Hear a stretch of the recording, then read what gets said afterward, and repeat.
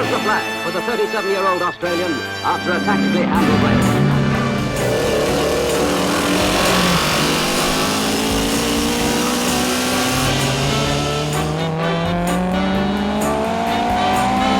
This is a Mk1 Ford Escort, a car that I absolutely adore. Oh, this is so much fun! But what makes this Escort special? Well, this is a Ford Escort that thinks it's a GT40. Seriously! And this particular car has got another story to tell. Which is to do with this place.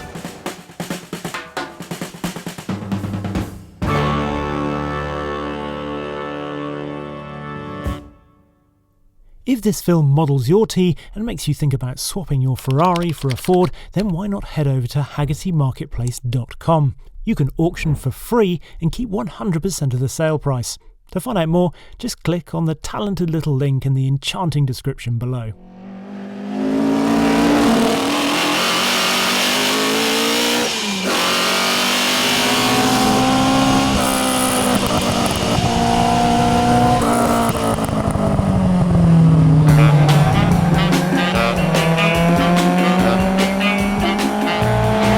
A sunny day, the light glinting off the gold paintwork on an Escort.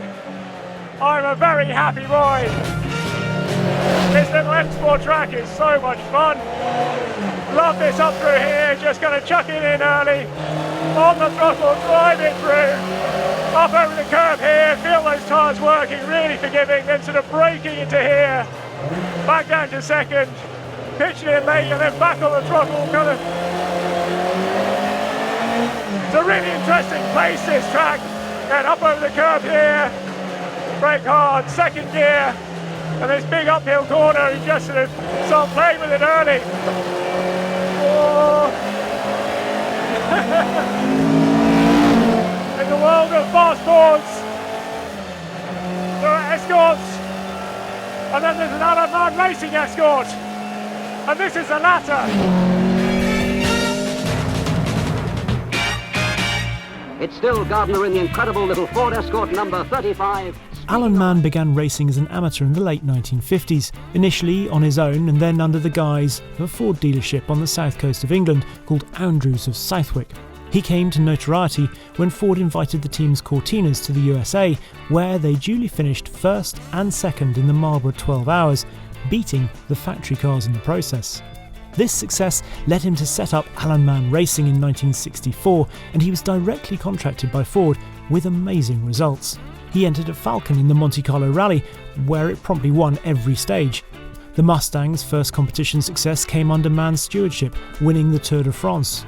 He also ran the European rounds of the World GT Championship with Cobras for Carroll Shelby and Ford, resulting in the first World Championship win for an American manufacturer. By now you've probably got a sense of just how important and successful Alan Mann was, which brings us to his particular involvement with the GT40. Here's Alan's son, Henry, to elaborate. So the GT40 story from Alan Mann Racing's point of view, the sort of the really, or the unique bit, is there's two lightweight cars. Yes. So what was that? They were sort of developing from the Mk1. Is that yes, that's right. Ford were going maximum attack to win Le Mans at that stage, and the Mk1 hadn't been desperately successful in racing up to that point. So they decided to launch a couple of engineering studies, basically, to see which variant of the GT40 might be more successful at Le Mans. And in America they developed the Mark II with Carcraft and Shelby, and my dad was tasked to do his own version, what he thought would be successful, which was a lightweight version with a alloy body, light alloy body, because in those days fiberglass was quite thick and heavy. Slightly smaller frontal area, small block engine, so try and keep tyre wear and fuel economy better and all of that sort of thing, which, you know, history bore him out in the end because and they went and did a race at Sebring in beginning of '66 to see which was most successful, and the lightweights were quick, and they were, they were good cars, but the small block engine wasn't as reliable as the big block those days. And Ford had put a lot of faith into the big block because it had done a lot of NASCAR and everything, and they ultimately went with Mark II.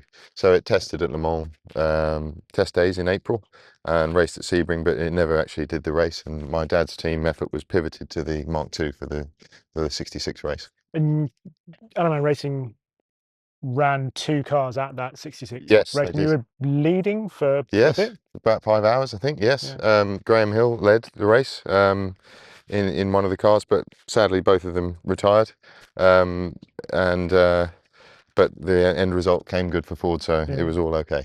Is it true Graham did something like slightly kind of, well, very typical Graham Hill at the Yes. start? Yes, he did. Yeah. Well, in those days it was a Le Mans start, so Yeah. drivers had to line up on spots opposite their car on the opposite side of the track, and then run when the flag went down. And Graham was notably absent from his spot with 2 minutes to go, and he was walking the length of the grid from the back, shaking hands with every driver and wishing him a good race and good luck and all of that sort of thing, with the clock ticking, to the appointed hour. And he really wasn't on his place until the very last second.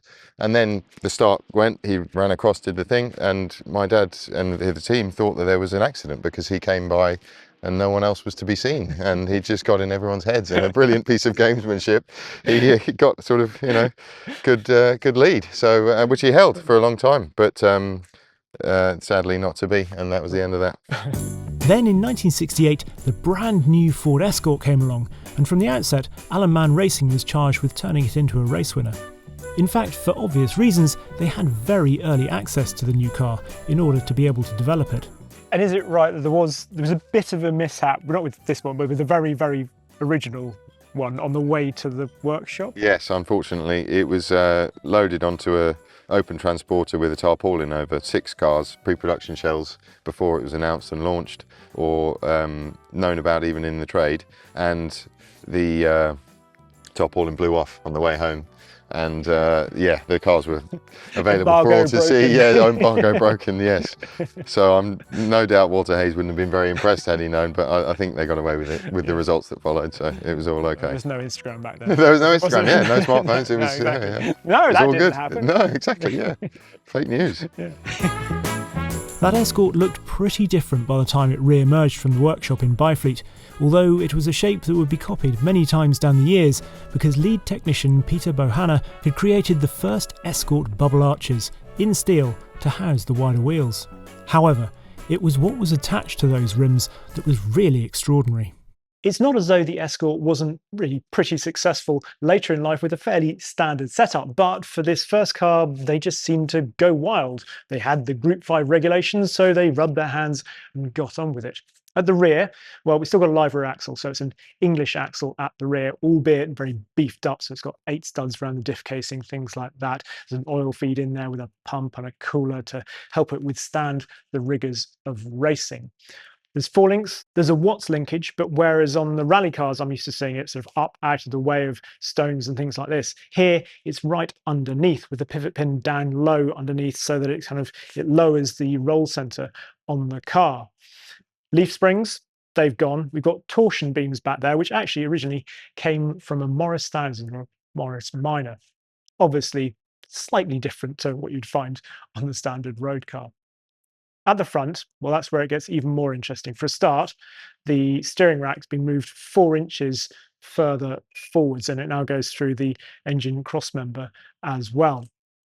The suspension, well, it's like a sort of deconstructed McPherson strut. Len Bailey and Jim Rose clearly just went wild at this point, and there's this beautiful lower arm, which Jim Rose did back in the day, and it's always lovely brazing, and he's still alive, and he did this one as well, as he will on all 24 cars. You've got a strut in there, sort of sliding pillar, and then you've got the sort of coilover and damper inboard of that. The strut's got a GT40 mount at the top of it. This is GT40 mount at this end. There's a GT40 mount at this end as well. There's a tie rod that connects directly to the chassis to help adjust the caster on the car.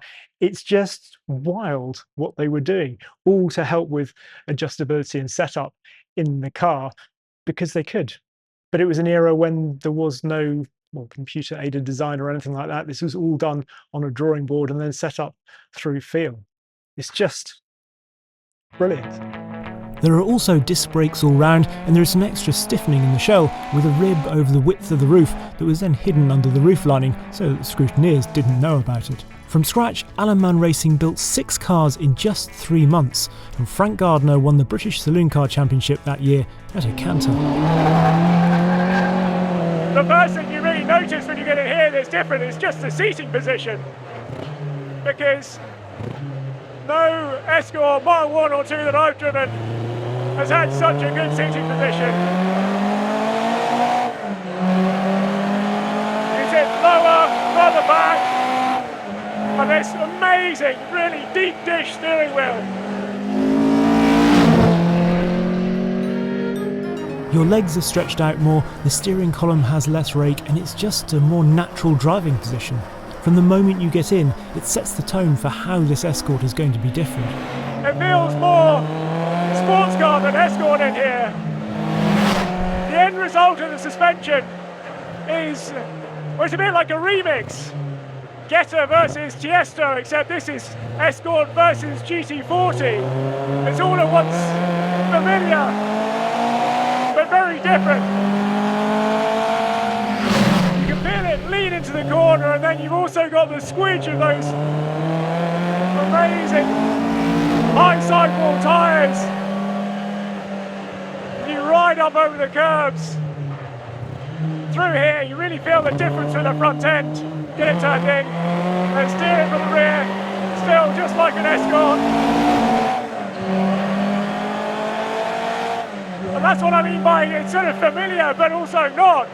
Way more front end, much more sort of secure and tough really at the front end, but still that beautiful Escort balance.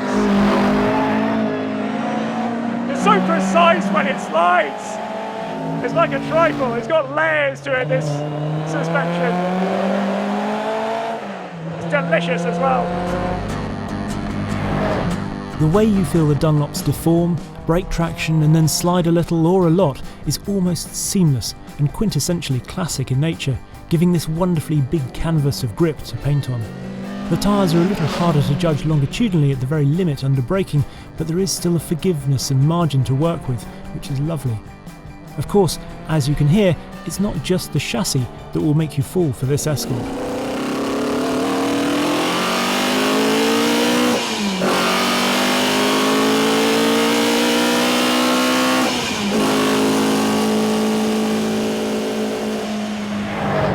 Do love a Weber 425. In period, they actually ran with 2 different engines. So there was a little 1600cc Cosworth FVA, which was pretty highly strung. It's like half a Cosworth DFV, but it was 16 valve, and that wasn't allowed in the European races, and then the UK sort of followed suit as well. So Boreham developed this, which is the twin cam dry sumped 1845cc engine. People always talk about later engines like BDAs and even Pintos, but the first really lusted after hot engine in an Escort was the twin cam. This one has just over 200 brake horsepower, which might not sound like much, but is plenty given how light the car is. There is nothing in here, so it weighs about 800 kilos, or what's that, 1760 pounds. I think 4 cylinders are underrated as well. Such a lovely, glorious sound. Oh, this is a really nicely torquey engine. I mean, it'll rev to 8.5, but it's so torquey. Frank Gardner would have dreamt of an engine like this. The gearbox is good. This little bullet 4-speed gearbox. It's really precise. You know where it is. Nice sort of long shift, so definitely a classic shift. It's got synchro, so nothing really to be scared of there.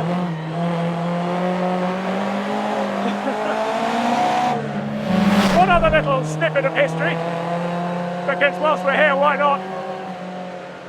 Alan Mann was involved with another car that was arguably even more famous than this in 1968.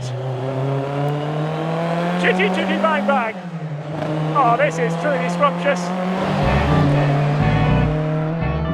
The strange thing is that one of the most advanced competition escorts was not only the first, but was also relatively short-lived. After just 2 years of racing, Ford switched its focus to rallying, and the Alan Mann Escort, along with many of its modifications, was mothballed. But as some of you might have cottoned onto, this isn't an original.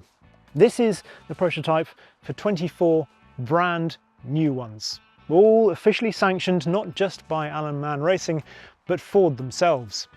And it's been produced by a very exciting new company, Boreham Motorworks. It's part of the Driven Group, and the development has taken place here in Driven Advanced Engineering, which until recently was called Penso Consultancy. You're probably not familiar with the name, but you will know plenty of the things that they've designed and engineered, such as the Bentley revolving Toblerone of wonder, the huge active rear wing for the AMG GT Black Series, and the Jaguar CX-75. I still wish that had reached production. They've also worked on aerospace and defence projects and helped pioneer bonded pressed carbon fibre. Suffice to say, the 150 or so people in this building really know what they're doing. Under the new Driven Automotive umbrella, there are other things that they are working on that we'll talk about in the future. But for now, let's concentrate on the Boreham Motorworks brand and Ford's. This, as you can see, is a Mk1 Escort shell, a new one. And it's not just any Mk1 Escort shell. No, it doesn't have the bubble arches, but this is the one, if you like. This is the result of all the digital scanning of other Escorts to create the template for what's to come. Not just the AMR 68 that I've been driving, but also a Continue mod, an RS road car. The RS road car will be a much more modern update to the Mk1, and although the 150 owners will be able to spec it with a twin cam and the 4-speed, the option I suspect everyone will want is the new 2.1 litre engine revving to 10,000 RPM and the 5-speed box. Then there is a totally new RS200 to come after that. But something Boreham Motorworks hasn't revealed until now is that they are also going to build the 3 missing GT40 lightweights using the chassis numbers that Ford issued to Alan Mann in 1965. As with the AMR 68, they will be just like the cars built in period, and to find out a bit more, I had a chat to Chief Technical Officer and 40-year Ford veteran, Simon Goodliff. So what is this exact car? Because this is not one of the two lightweights, is it? It is not one of the two lightweights. It's a fabulous GT40, isn't it? So this is a Mark V GT40, and the Alan Mann Racing stable have the privilege of looking after this car, which is just lovely. It's been in Henry's control for some time here now. So look, if you go back in time, this one was one of the last incarnations of the Mark I, and it has the Jim Rose fairy dust, if you like. Right. So what we're doing for the program at the minute is we're using this as a reference car for the lightweight. So there's many design details in this throughout the entire car that ultimately were in the original lightweight race cars. So it's a great reference point, you know, for us to use. So here we are in Driven Advanced Engineering, and basically what we do from this car is today it's here for scanning. So this is all these so that's white what dots all these on... little dots are here, and we have the machine over there. So ultimately every part of the car, in exactly the same way as we did for the Escort Mk1 Alan Mann car, is all this car needs to go up into the digital CAD world. Okay, and you basically use this scanning gear to do it. And the most difficult and complex part of the car is getting an accurate reference of the body surface, which is what we're here today to do. And there'll be other elements of the car, the suspension and other details, you know, under hood exactly, that we'll do exactly the same. And you know, Alan Mann's ethos on lightweighting is what he became famous for. So every single detail of this car was going to go down that route. So that, you know, the two cars that actually raced at Sebring, they had a mix of steel, aluminium and electron for the whole body, which was a significant part of hitting the 905 kilo weight that ultimately the car ended up. You know, as is well charted, the engine route that was taken, you know, was a 289 V8 in this one with, you know, which again, you know, if you look at the ones that won Le Mans with the big 7-litre engines, ultimately were much heavier but much more powerful. Because they were NASCAR engines. They were NASCAR engines, yeah, and you know, they were bulletproof engines, really reliable, huge horsepower.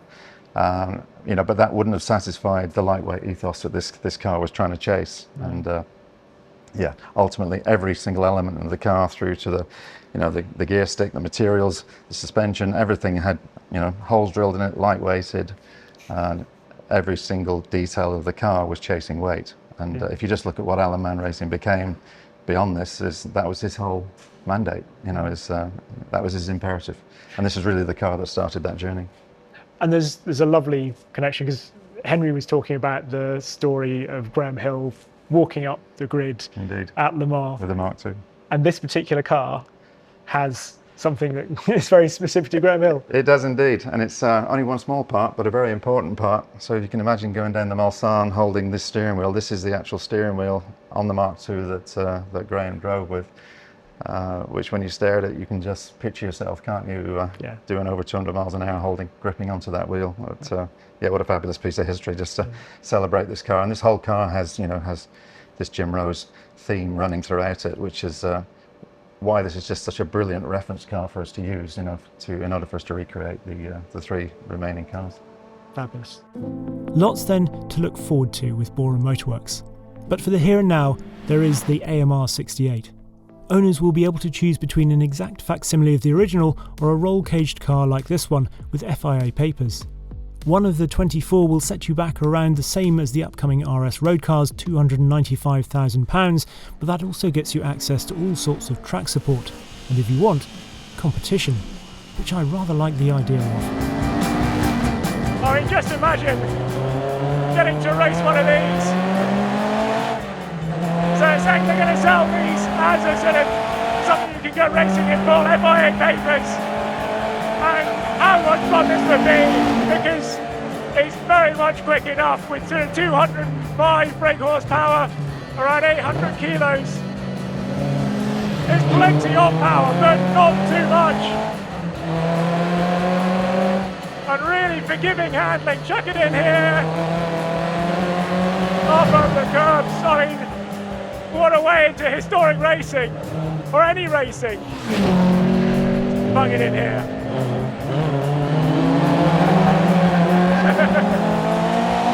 I absolutely adore this.